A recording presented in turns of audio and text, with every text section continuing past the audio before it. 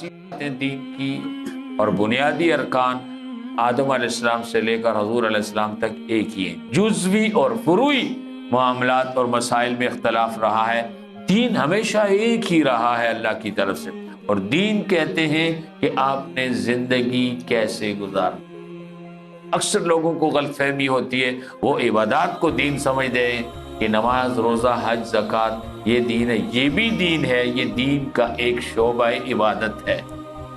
دین تو پوری زندگی کو کہا جاتا ہے کہ آپ کا اٹھنا بیٹھنا، چلنا پھرنا، کھانا پینا، سونا جاگنا، لین دین، معاملات، معیشت، معاشرت، اقتصاد، عدالت، حکومت، تمام شعبہ ہے زندگی آپ نے کیسے چلانے ہیں، کیسے آپ نے ان میں کام کرنا ہے، اس کے لیے جو خدائی ہدایت ہے اس کو دین کہتے ہیں۔ اور وہ نوح علیہ السلام سے اس کا آغاز ہوا اور حضور علیہ السلام کو فرمایا آپ کی طرف بھی وہی دین ہم نے بھیجا، وَمَا وَصَّيْنَا بِهِ إِبْرَاهِيمَ وَمُوسَىٰ وَعِيسَىٰ،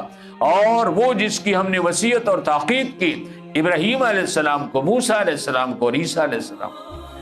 یہاں چند پیغمبروں کا ذکر کر کے سب کی طرف اشارہ کر دیا کہ ان تمام نبیوں کی طرف دین اللہ ہی کی طرف سے آیا اور دین ایک ہی تھا، ان اقیموا الدین۔ اور سب پیغمبروں کو کہا اللہ کے دین کو قائم رکھو مضبوطی کے ساتھ۔ انسانوں کو بتاؤ کہ اس دھرتی پہ زندگی گزارنے کے لیے وہ صرف اور صرف اس طرز زندگی کو اپنائیں جو بذریعہ انبیاء اور وحی کے اللہ نے انسانوں کو بتایا ہے۔ اپنی مرضی سے بود و باش نہ رکھیں،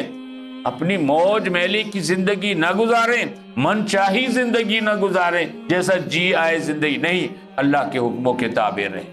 وَلَا تَتَفَرَّقُوا فِيهِ، اور فرمایا جو دین اللہ نے تمہارے لیے رکھا ہے اس میں تفریق مت پیدا کرو، اس کو جدا مت کرو، اسے ٹکڑے ٹکڑے نہ کرو۔ اللہ نے ایک مکمل دین اور حضور علیہ السلام پر آ کر وہ دین کامل ہوا۔ خَبُرَ عَلَى الْمُشْرِكِينَ مَا تَدْعُوهُمْ إِلَيْهِ،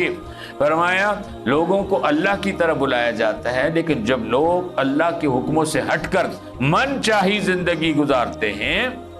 تو ان کو جب خدا کی طرف بلایا جاتا ہے ان کو بڑی تکلیف ہوتی ہے، ان پر بہت بھاری گزرتا ہے۔ اسی لیے رسول اللہ صلی اللہ علیہ وسلم کو اللہ نے قرآن میں کہا وَمَنْ أَحْسَنُ قَوْلًا مِّمَّنْ دَعَا إِلَى اللَّهِ، اس سے اچھی بات کس کی ہو سکتی ہے جو لوگوں کو خدا کی طرف بلائے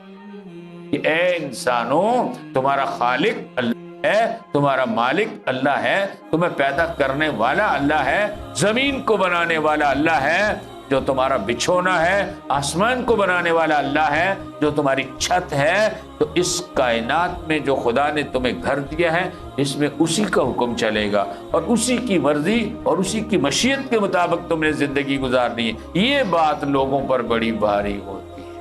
ہر دور میں انبیاء علیہ السلام نے یہی کہا، لوگ اپنے اپنے طریقوں پر اپنی قوموں کے آبائی دین پہ زندگیاں گزارتے تھے، نبیوں نے کہا خدائی دین پہ زندگی گزارو، باپ دادی کے دین پہ مت چلو، قوم قبیلے کے دین پہ مت چلو۔ اس لیے فرمایا خَبُرَ عَلَى الْمُشْرِكِينَ مَا تَدْعُوهُمْ إِلَيْهِ، مشرکوں پر یہ بات بہت بھاری ہوتی ہے جس کی طرح آپ بلاتے ہیں، آپ اللہ کی طرف بلاتے ہیں اور انہوں نے بیسیوں معبود بنائے ہوئے ہیں۔ اللہ یجتبی الیہ من یشاء، اللہ اپنے بندوں میں سے جس کو چاہتا ہے ہدایت کے لیے چن لیتا ہے، ویہدی الیہ من ینیب، اور اللہ جس کے لیے چاہتا ہے اپنی طرف رجوع کا راستہ عطا کرتے ہیں۔ وَمَا تَفَرَّقُوا إِلَّا مِن بَعْدِ مَا جَاءَهُمُ الْعِلْمُ، فرمایا نہیں لوگوں نے دین میں تفریق ڈالی مگر اللہ کی طرف سے علم آ چکنے کے بعد۔ یعنی جیسے اللہ نے کسی پیغمبر کی انسانوں کے پاس کوئی دین شریعت بھیجی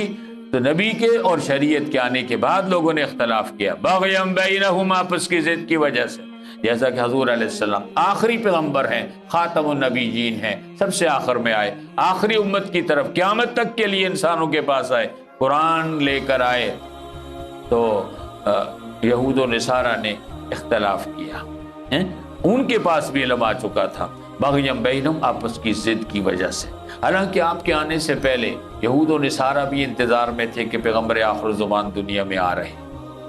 لیکن ان کا خیال یہ تھا کہ وہ ہم میں سے ہوں گے، بنی اسرائیل میں سے ہوں گے، اولاد اسحاق سے ہوں گے، لیکن اللہ نے ان کو اولاد اسماعیل سے پیدا کیا۔ یہ ضد ہوئی کہ یہ اولاد اسماعیل سے آخری نبی کیوں آ گیا، وہ ہم میں سے کیوں نہیں ہے، صرف اس ضد کی وجہ سے تسلیم نہیں کیا اور ان کے دین کے ساتھ اختلاف کیا۔ وَلَوْلَا كَلِمَةٌ سَبَقَتْ مِن رَبِّكَ اے مخاطب اگر تیرے رب کا ایک فیصلہ پہلے سے نہ ہوا ہوتا الی اجل مسمی، افراد سے لے کر اقوام تک اللہ نے ان کی ایک اجل مقرر کر دی ہے، اگر یہ بات پہلے سے طے نہ ہوتی لقضی بینہم، اللہ کہتے جو بھی میرے نبی کے ساتھ اختلاف کرتا، جو بھی نیا دین، نیا طریقہ، کوئی طرز زندگی ایجاد کرتا، ہم اس کا معاملہ تمام کر دیتے، اس کو ہلاک کر دیتے، لیکن ہم ایک فیصلہ افراد سے لے کر اقوام تک ان کی اجل پہلے طے کر چکے، اس لیے اللہ کے باغی اور نافرمان بھی اللہ کے دین کو چھوڑ کر بھی دنیا میں اپنی اجل تک زندہ رہتے۔